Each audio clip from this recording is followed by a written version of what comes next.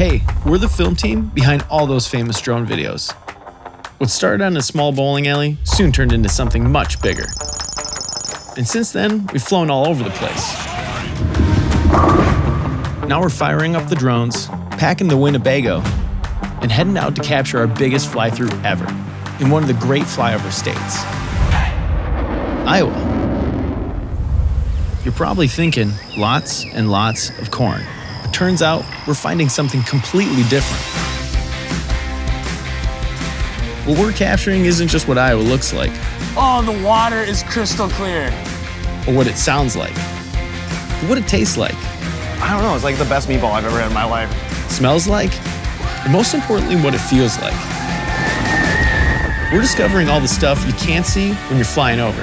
That inner beauty you only get from shaking hands and getting out in it. So if you're ready to see Iowa in a completely different perspective, join us on the biggest fly-through the world's ever seen. Straight to the soul of Iowa.